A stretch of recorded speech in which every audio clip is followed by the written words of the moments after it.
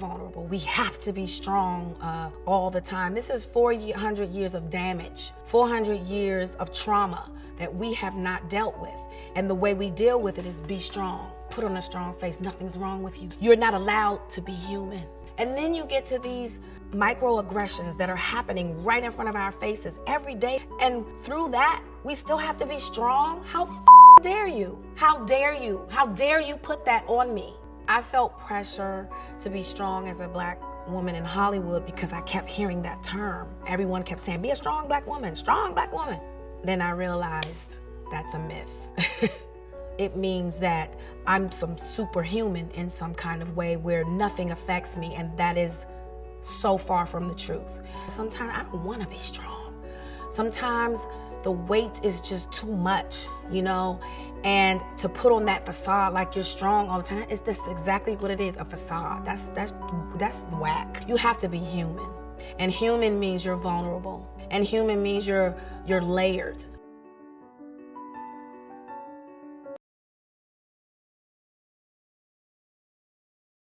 I really got tired of being lazy, and I really got tired of not seeing my full potential because of my laziness. I knew that it was time for me to reach my highest self and stop doing the bare minimum because I deserve more than that. And the only person that I had to blame was myself. I was too comfortable or cozy, like I like to say, and I would always make excuses. This is why you never give up on your dreams. Even when all hope feels that it's lost, you don't know if you're on the right path, you're tired, you no longer know what you're doing. Trust me, I've been there, but don't give up. Keep going. Remember why you started. My dream is to heal Black women, so I put myself back out there. I wanted to pursue this dream full time, so I finally quit my job. And although it was scary, I just kept going.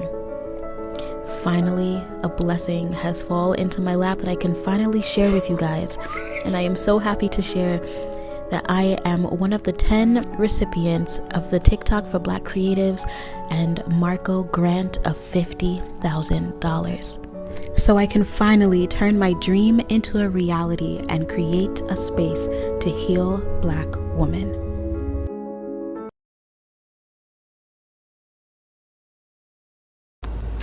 Give yourself just as much grace, kindness, and forgiveness as you give everybody else that you love. I realized that I'm literally my own worst critic, which I always thought was a good thing because it motivated me to do better and to overall just be better.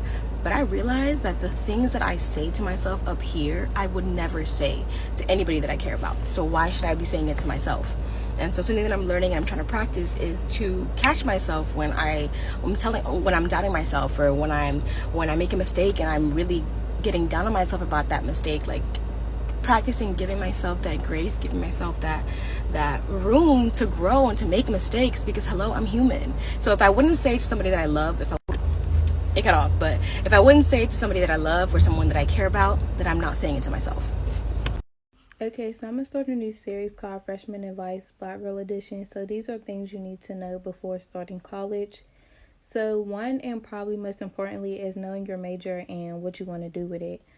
A lot of people are going to tell you, like, it's okay to switch your major and it's okay to not know what you want to do yet. And honestly, I don't think that's the best advice, only because you're paying thousands and thousands of dollars to be here. I think it's wise that you make conscious decisions about why you're here in the first place. So if you don't even know that, I wouldn't waste all this money trying to figure it out. So number 2 is pick your schedule wisely. At 8 a.m. in college is not the same as getting up for 8 a.m. in high school. I'm going to tell you that right now. So if you're not a morning person, I would not pick an 8 a.m. Me personally, I don't have problems with 8 a.m.s because I like getting up early so I can start my day and like have the rest of the day to myself to study and do whatever else I need to do for the day. So number 3 is being open to meeting new people. You're going to meet a whole bunch of people while you're in college. So just because those aren't people that you particularly hang out with in the past, be open to meeting new people. So number 4, I said explore your style and get dressed for class. I feel like when you look good, you feel even better. So at least if you look good, you can feel a little bit good inside. So I would just explore with your style, wear stuff you wouldn't usually wear, like try different things with your style. Number 5, I said have at least one friend in every class. You're going to struggle in certain classes, and it's better to struggle with a friend or a group of friends or even associates that you have in that class, so y'all can bounce ideas off of each other. Y'all can help each other with homeworks. Y'all can study together. So yeah, try to find that one person that you have in each class. And then number 6, I said go to school events. You're paying for this. It's all in your tuition, so you might as well go to school events, football games, basketball games, any of those events. Just go because you're paying for it anyway, so you might as well. Number 7, use a planner. If you're not a planner type of person, become one, because time management is key, and it's crucial that you know how to manage your time in college. So if you like this series and you want me to do more tips, like for part 2.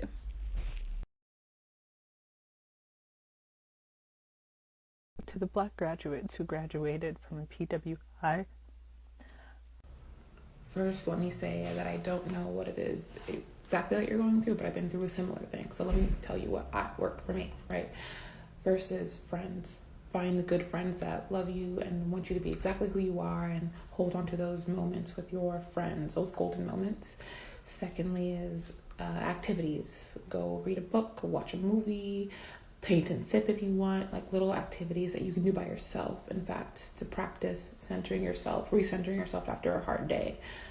Self-care is of the utmost importance in a situation like this. And then thirdly, if you can, through a university, see if you can find like a therapist. You can talk to your friends, but that kind of emotional labor is better left up to someone who's qualified to help you. And as a Black woman, I recommend a Black woman. So, take it a day at a time. We dated for 3 years, and for the last year, I wanted to get engaged so badly. Yeah, it's true. Like, I can't stress enough. I don't know if this is exactly to your question, but I did a lot of work, trust work, to be like, look, if this is a man you actually want to marry, this should be a man that you actually trust, right? So you should trust that when he asks you, it's in the right time, when he's ready. You shouldn't doubt or pressure or push.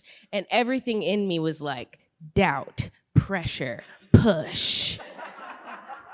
And so whether or not you know it, I really, really, for the sake of you and me and us, was like, stop.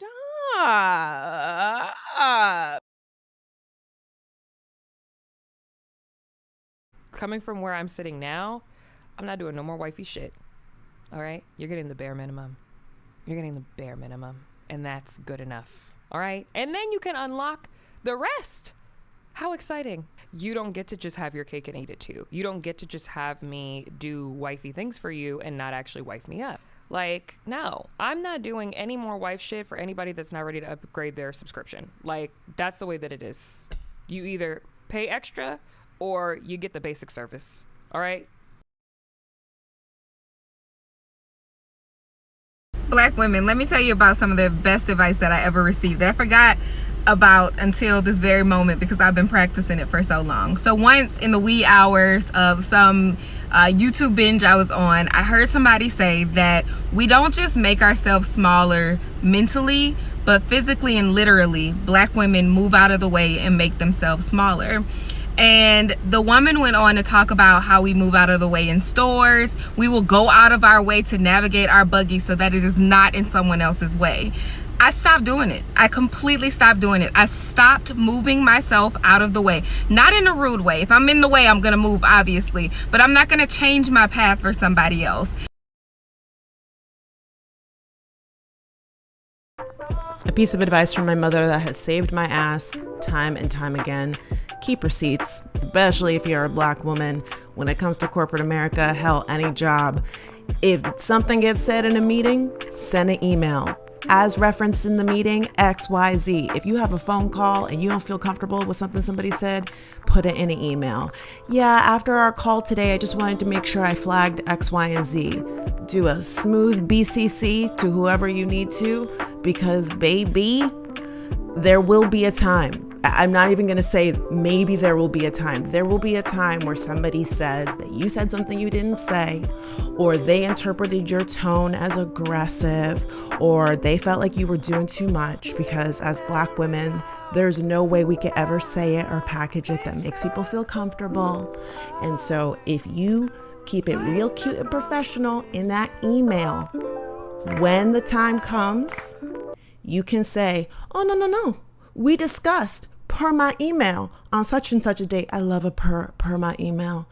It's one of my favorite things, and I'm glad that I could pass it on to you.